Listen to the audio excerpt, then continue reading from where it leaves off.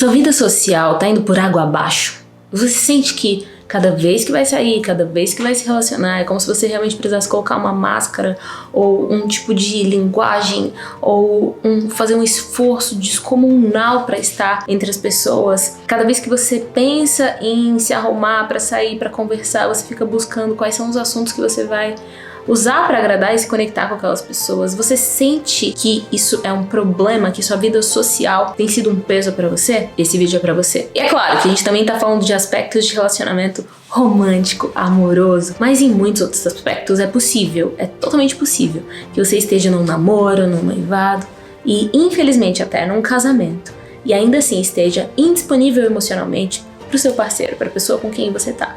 E eu vou te mostrar 7 sinais que podem indicar que você está indisponível emocionalmente e apontar coisas que você pode melhorar no seu comportamento, na sua maneira de pensar e agir, que podem contribuir para que você saia deste lugar tão desconfortável e tão solitário.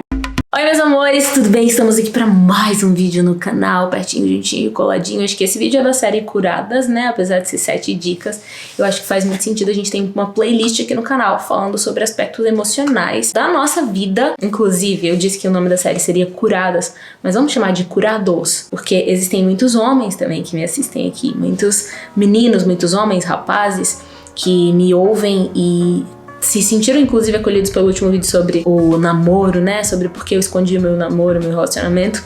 Então eu quero abranger todo mundo, eu quero estar perto de todo mundo que eu puder alcançar, que minha voz puder falar. Eu sempre digo que eu não sei ainda, né? Enquanto as minhas músicas não serão lançadas, não são lançadas, eu não sei quais são as pessoas com quem eu vou me comunicar daqui em diante, se são as mesmas de antes, se são as mesmas conexões de antes, se são novas pessoas ou pessoas de antes que estão transformadas agora.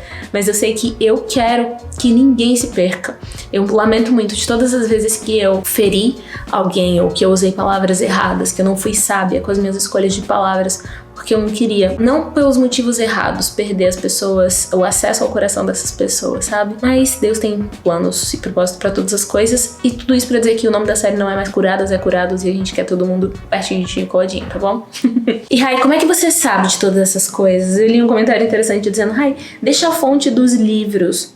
Claro que existem muitos excelentes livros que podem comentar sobre isso. Eu acho que esse conteúdo especificamente de hoje eu posso falar da Coragem de Ser Imperfeito, que é um livro que eu já li já faz uns 3 anos, eu acho, 2, 3 anos, mas ele fala muito sobre alguns pontos que eu vou trazer aqui pra vocês, mas honestamente, muito mais do que a leitura que me trouxe até aqui foi a minha vivência, a minha experiência, o meu poder de observação sobre os meus processos, né? Eu sou comprometida desde muito cedo com o meu aperfeiçoamento. E houve um período em que eu me perdi disso e com isso eu fiquei muito desajustada, muito perdida e muito esvaziada de sentido, significado, identidade e propósito.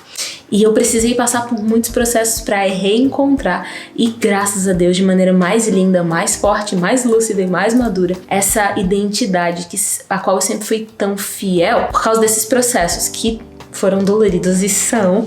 Eu tenho muito a dizer sobre essas coisas, sabe? Hoje mais do que nunca. Quando perguntam assim, mas você sempre foi coaching? Mas você é justiceira? Gente, os meus discursos, os meus processos em uma outra fase de cura da minha vida levou a pelo menos 1 milhão de pessoas, acho que na soma geral de acessos, a assumirem o cabelo natural, aceitarem sua identidade, questionarem os padrões. Então eu acho que isso tá bem na minha essência, não é? E dá muito sentido pra minha vida. Você dá muito sentido pra minha vida. Obrigada por estar aqui me ouvindo. Viu? Mas vamos aos sinais de que você está indisponível emocionalmente. Isso não é uma coisa boa. Por mais protetivo que pareça, quanto mais você se fecha e se guarda, mais ansioso, mais amedrontado, menos amado você pode ser, menos amada você pode ser. E eu ouso a dizer que nós estamos sendo ensinados, ou pelo menos nossa percepção de observação do que é se proteger está duramente, cegamente equivocada, porque nós achamos que a proteção está nos bens, está em não nos relacionarmos, está em nos fecharmos, em criarmos a nossa bolha, em criarmos os nossos próprios ciclos sociais, quando a nossa natureza, nossa identidade, o nosso propósito, a nossa maneira de aprender, a nossa evolução pessoal e espiritual passa necessariamente pelo próximo, passa necessariamente por pessoas que são plenamente capazes de me ferir E o risco disso, o risco da confiança, é onde tá a coragem. É onde está a beleza do relacionamento. Então, a gente é ensinado a se fechar, se separar, que não existem mais homens bons, não existem mais mulheres sérias, não existem mais amizades verdadeiras. Nós estamos todos condicionados a esse tipo de verdade e cada vez mais doentes, e cada vez mais solitários, e cada vez menos protegidos. Na verdade, é o oposto. Quanto mais se isola qualquer tipo de bicho que você observar que anda em bando e manada, assim como os seres humanos, a primeira coisa que o predador faz é separar a pessoa do bando. Porque ela aí sim se torna mais suscetível ao abate. E intelectualmente, no sentido de cada um ter seus próprios conceitos e se apega a isso e tudo que você tem a dizer não serve pra mais nada pra mim. Emocionalmente, no sentido de que você me ferir automaticamente anula você da minha vida. Afetivamente, no sentido de que nós já nos casamos com a mentalidade de se proteger da outra pessoa, não somos totalmente sinceros, nem sempre somos totalmente sinceros com o que a gente realmente sente, com o que a gente realmente deseja. A gente olha as pessoas como se nós estivéssemos interessados em usá-las. Nós nos tornamos cada vez mais utilitários, no sentido péssimo, sabe? A coisa só tem valor pra você se ela for útil, a relação só tem valor pra você se ela te trouxer algum tipo de status. A gente tá focado demais no network e tá tudo errado.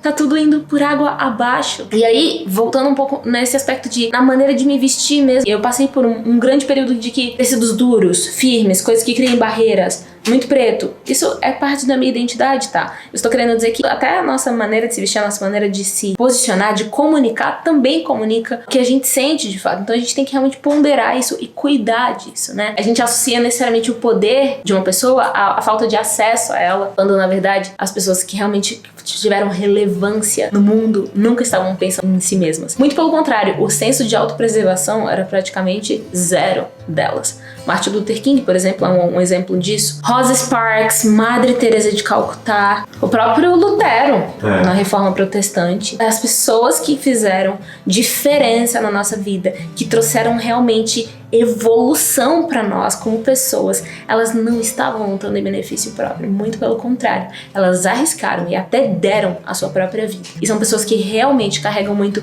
significado, e é esse lugar que eu e você precisamos desejar estar. E é esse lugar que me deixa mais bonita, como vocês têm comentado nos últimos vídeos. Você tá tão leve, você tá tão mais livre, né? Tão desprendida, porque eu desisti de mim. Entende? Eu desisti de mim, eu desisti da minha reputação, eu desisti da minha felicidade, eu desisti de mim, e é esse o lugar ao qual eu quero convidar você pra estar. Mas nossa, eu já falei tanto isso da outro vídeo. Mas tudo bem, vamos lá, finalmente! 7 sinais que você está indisponível emocionalmente. O primeiro sinal é que você está sempre de cara amarrada. Não importa onde você esteja, você não consegue ver beleza nos lugares nos quais você está. Gente, você precisa se expor ao desconforto. A gente precisa se expor ao desconforto. Ao desconforto de ouvir coisas e baboseiras de outras pessoas que você não estaria interessado e que você não acha que contribuem para você. Por quê? Nós precisamos desenvolver em nós a capacidade de atravessar o produto daquela pessoa, o que ela está fazendo agora, mas alcançar quem ela é em essência. Mas como que eu vou saber disso? Uma coisa que você pode ter certeza absoluta é que da mesma matéria da qual você é feito, aquela pessoa também é. As mesmas paixões, os mesmos medos, os mesmos vícios, todas as mesmas coisas, nós somos todos muito parecidos. Nós somos claramente parte de um todo. E não é um todo nacional, não é familiar, não é da cidade, não é da nação, é da espécie, do ser humano. Nós somos coexistentes, sabe? A gente tem uma liga, a gente tem algo que atravessa uns aos outros, que faz com que a gente se pertença. Entende isso? E o desconforto de acessar esse lugar, porque realmente é muito desconfortável, principalmente quando você está em destreino, que é o caso da maioria de nós, que realmente está se afastando socialmente das pessoas, se afastando porque foi ferida demais, e é compreensível isso também, tá? Eu tô falando isso talvez de um jeito um pouco não tão empático, no sentido de que eu entendo que você precisou se proteger, eu entendo que você precisou se afastar, mas quanto tempo isso vai durar? E quão mais doente você vai ficar pra isso? Então, chegar nos ambientes, independente de você estar interessado em estar ali ou não, independente se aquele lugar parece ter algo a te oferecer ou não, independente se aquela pessoa parece que tem algo especial que vai ser falado diretamente pra você ou não, mas está ali com uma presença completa, com um sorriso sincero, com uma disposição de ouvir, isso te abre muitas possibilidades. Um exemplo muito bom disso é José do Egito. Claro que ele é um excelente exemplo em muitos aspectos, mas quando ele é preso e ele está no cárcere e o padeiro e o... Quem é o outro personagem, meu amor? Copeiro. O copeiro também estão presos lá. O copeiro e o padeiro chegam e eles observam que eles estavam inquietos, tristes e mais melancólicos do que o de costume e pergunta: o que está afligindo vocês? O que está acontecendo com vocês? E aí eles contam, tudo se desenrola. Depois um deles lembra de José lá na frente, porque ele é solto e a profecia que José diz, né, na verdade a interpretação que José teve sobre os sonhos dele realmente se cumpre. E é aí que José é tirado da cadeia tempos depois desse momento que aconteceu. Mas o que me chama a atenção em tudo isso não é nem José ter acertado de fato sobre o que haviam sonhado. A interpretação está correta porque Deus estava com José e é claro que isso ia acontecer. Mas tem uma coisa sobre o caráter de José que fica nítido aí. É que ele estava de corpo presente e atento. Ele não estava ali pensando: o que eu tenho a ver com esses prisioneiros? O que eu estou fazendo aqui? O que essas pessoas teriam a me dizer? Ele era tão genial e tão completo que ele conseguiu observar, de olhar, que o padrão de comportamento daqueles homens não estava comum aos outros dias de convivência deles. Entende? Então, ele foi gentil ao dizer: vocês querem desabafar? Vocês querem conversar comigo? E essa gentileza gerou uma grande oportunidade. Então, num cenário em que parecia que aquelas pessoas que estavam na mesma situação que José não teriam nada a fazer ou nada a oferecer, foi a partir exatamente dessa ocasião que ele foi solto do cárcere. Não é maravilhoso? Não é uma grande lição que a gente pode tirar disso? Qualquer lugar, gentileza gera oportunidade. Não importa onde você esteja de olhos atentos, ouvidos abertos, coração sincero para receber e se livrar dos julgamentos que você tem sobre toda e qualquer pessoa.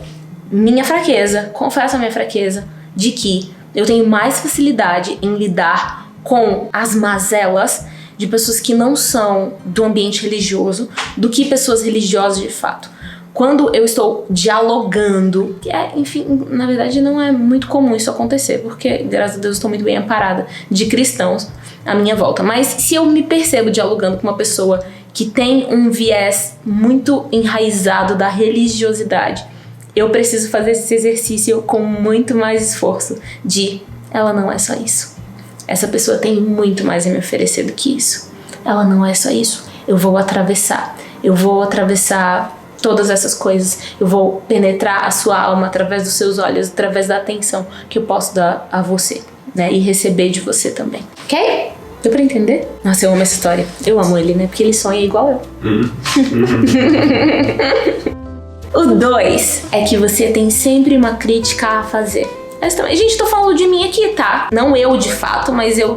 naquele desajuste que eu falei no começo, eu sou essa pessoa que tem, tipo, olha pra mulher e fala: isso poderia ser assim, isso poderia ser assado, isso poderia ser melhor assim, isso poderia ser assado. Nossa, mas fulano deveria estar se comportando assim. Nossa, mas porque eu tenho essa tendência, não sou assim, mas eu tenho essa tendência. E é uma coisa que eu preciso realmente relaxar, aceitar não ter controle de tudo. E eu realmente só dou a minha opinião se alguém me pedir. Não importa o quão errado eu saiba que aquilo está, eu só me sinto convocada a colaborar se eu for convidada a colaborar, percebe? Porque aí eu acho que é realmente uma oportunidade. Também acho que a gente tem que ser honesto. Se a gente realmente é perguntado sobre uma coisa muito banal, eu vou usar como exemplo, mas: amiga, você acha que esse look ficou legal? Aí me manda uma foto.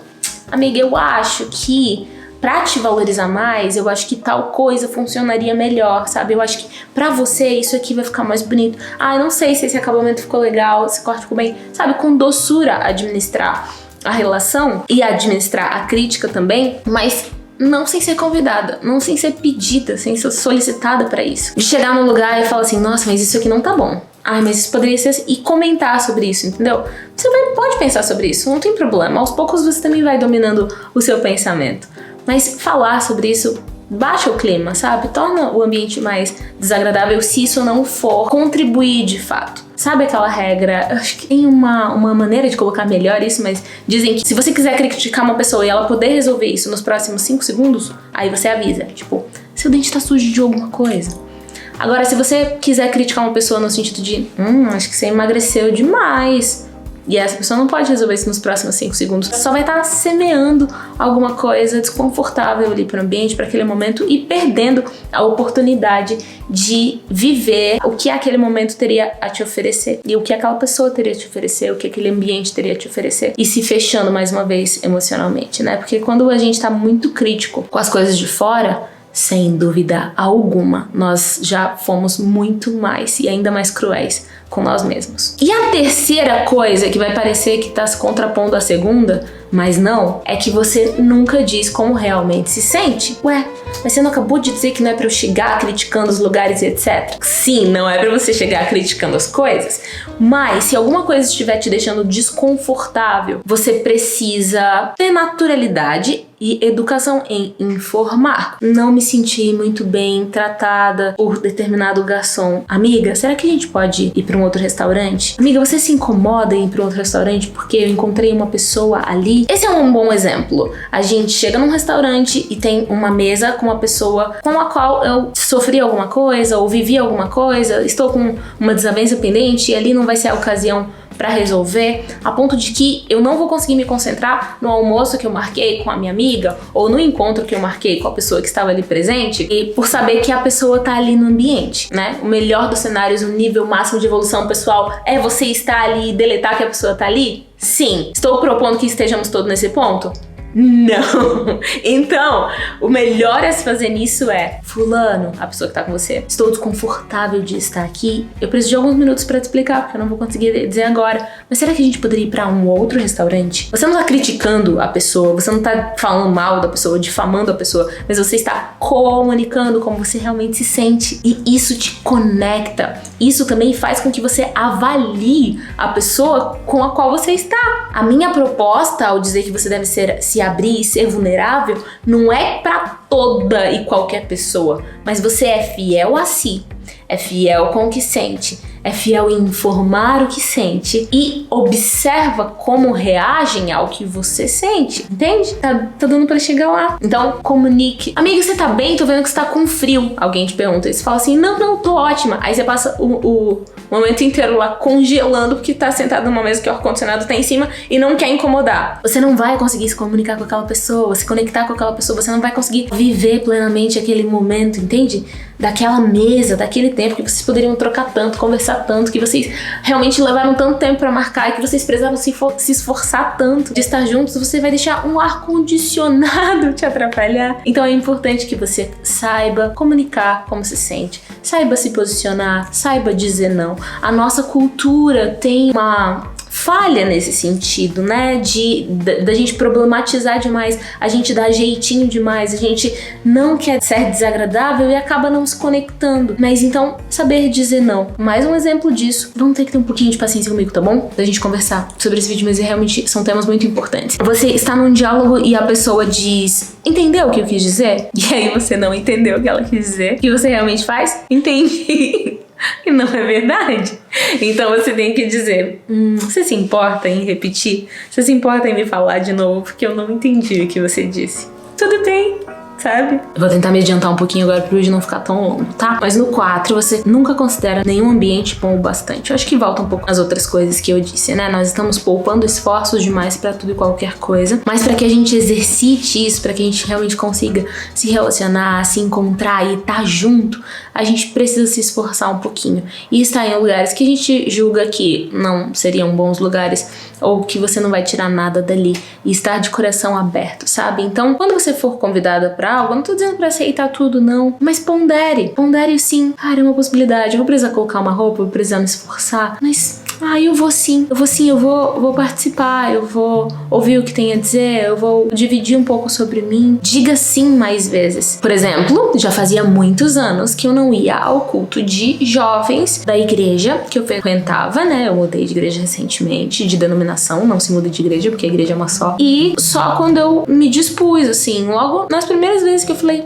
quer saber, eu vou lá, eu estou solteira, o ambiente mais provável para que o meu marido me encontre é num ambiente de jovens solteiros. O culto de domingo geralmente tá muito reunido em família, é mais difícil da gente socializar. No culto de jovens a galera sai depois do culto. Já fazia tempo que eu não participava desse tipo de atividade e eu comecei a ir. E foi quando eu conheci o meu marido, por exemplo, né, de sair depois do culto em galera, comer lanche, batata frita, tipo coisas que eu não fazia há muito tempo. E eu não tô desmerecendo essas coisas não, só estou dizendo que elas já não faziam parte da minha vida. E era desconfortável voltar pra esse lugar, me sentir uma adolescente, né, amor? Eu falava muito isso. Mas era necessário. E que bom, e que bons frutos eu colhi disso, não é? Mas era desconfortável, percebe? A quinta dica, a gente pode falar um pouquinho de autocuidado. A maneira com a qual você se trata comunica muito a maneira que você se enxerga. Além disso, a maneira com a qual você se trata também ensina muito como você deseja ser tratada. Então, se arrumar minimamente, fazer um penteadinho, colocar um perfume, colocar uma roupa legal, não precisa de muita coisa, não precisa de extravagância, não precisa de excessos, ainda mais se você não estiver confiante nisso. Mas se arrumar minimamente. Quando eu falo isso, eu estou falando de modéstia também. Não a modéstia no sentido de se a roupa tá marcando o corpo ou não, se é curta, se não é. Não é desse tipo de modéstia que eu estou falando. Mas modéstia no sentido de se arrumar com um propósito de serviço também ao ambiente, a si mesmo. E o seu look não precisa ser o mais legal do rolê, entende? Você não precisa estar a mais bem vestida do rolê. Isso pode acontecer, mas esse não tem que ser o seu propósito, o seu objetivo. Seu propósito é o autocuidado, o cultivo e o respeito a si mesmo, o respeito ao ambiente. As pessoas que, por exemplo, prepararam uma festa para que você fosse, coloca um vestido legal, sirva através da sua aparência e da sua beleza, da beleza que Deus te deu. Na sexta dica é que você expanda um pouco. O sexto sinal é que você está sempre com as mesmas pessoas. Isso é um sinal de que você está indisponível emocionalmente, porque você não deixa que ninguém novo se aproxime e também não se aproxima de pessoas novas. Eu acho que a gente realmente precisa expandir as experiências, os horizontes, a maneira de pensar. A gente precisa se separar menos e se unir mais e dividir um pouco mais da vida e da revelação que cada um recebeu. Não caiam nessa de nós contra eles. Não caiam nessa de nós contra eles em nenhum aspecto religioso, cultural, político. Eu acho que foi uma das maiores perdas que a gente teve nos últimos anos.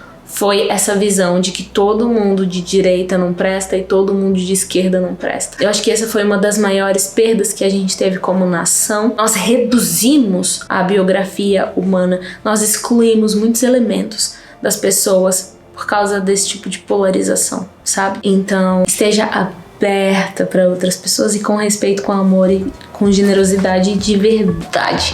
E o sétimo, último sinal de que você está indisponível emocionalmente, agora vamos falar um pouco mais do âmbito emocional, relacional amoroso, que você está esperando por um salvador. Christian Grey, os 50 tons de cinza, o cara que vai chegar de helicóptero para você resolver a sua vida, resolver a sua carreira, te dar um carro, mudar a sua casa, que ele vai se encantar por você por qualquer razão que seja, e você tem essa expectativa do salvador. É isso, né? Entre outros aspectos, obviamente, sobre o filme. Não sei se foi um bom exemplo, inclusive, mas tem muitos outros filmes que tem essa ideia. E eu acho assim, ó, eu tenho lá, eu falei, não vou falar de coisas muito complexas e profundas, mas, gente, observa. Não vou falar nada, não vou citar exemplos, mas observa quantos filmes com essa perspectiva messiânica nós temos. O Salvador, a Liga da Justiça, o Super-Homem. Cara, muitos. O ser humano clama, anseia e expressa isso na arte, na música, na música sertaneja, na música pop, enfim, na música popular. Nós ansiamos e expressamos o desejo de sermos salvos de nós mesmos. Se você está esperando por isso, materializado numa pessoa, eu tenho uma boa notícia. Já aconteceu. Se chama Jesus Cristo, nosso Redentor. Essa é a boa notícia, porque um homem com o qual você vai se relacionar, se é sobre um marido carnal, humano, que veio de Adão e Eva, assim como eu e você, que você está falando, e tem essa expectativa, isso não existe. Nós precisamos parar de achar que encontraremos qualquer tipo de remissão redenção e salvação numa outra pessoa que é só uma outra pessoa, assim como você, né? Com as mesmas configurações, diferentes no aspecto de gênero, mas com as mesmas necessidades humanas, espirituais e da alma que você. Então, a pessoa que vai te encontrar, com a qual você vai se relacionar, e em nome de Jesus você vai casar, se você estiver solteira, e vai ser um bom casamento, não casar de qualquer jeito, porque eu prefiro que você fique solteira, mas num bom casamento. Mas essa pessoa vai ser uma pessoa. Gente, o plano pra esse vídeo, eu prometo que era ser muito básico, muito objetivo, muito curtinho, 7 dicas, 7 minutos. Não deu certo. Eu espero que isso tenha contribuído pra você. Eu espero que me abrir dessa maneira e me expor dessa maneira e estar disponível emocionalmente dessa maneira como eu estou com você aqui agora tenha algum nível de acesso ao seu coração, porque esse é o meu objetivo, esse é o meu propósito. Deus já me deu muito mais do que eu esperava, muito mais do que eu desejava, muito mais do que eu merecia. Eu creio que tem muitas coisas novas pra alcançar, né? Assim que eu voltei aqui pro YouTube e voltei pra Jesus, também falei com vocês sobre isso. Eu disse que uma coisa que me impactou foi que alguém me disse, e eu falei uma vez, eu sei onde Deus vai me levar. E eu era uma menina de menos de 18 anos, certamente. E a pessoa que me lembrou dessa frase que eu disse estava falando de bens materiais. E quando ela me lembrou dessa frase, eu fiquei muito constrangida, porque eu tinha convicção de que a Raíza, que falou isso, não estava falando de dinheiro. Deus já fez muita coisa através e na minha vida nos últimos anos, e eu estou animada para saber do que eu estava falando antes de completar 18 anos, sabe? Que não era de dinheiro. Amo vocês, um beijo, Deus abençoe e até a próxima. Tchau!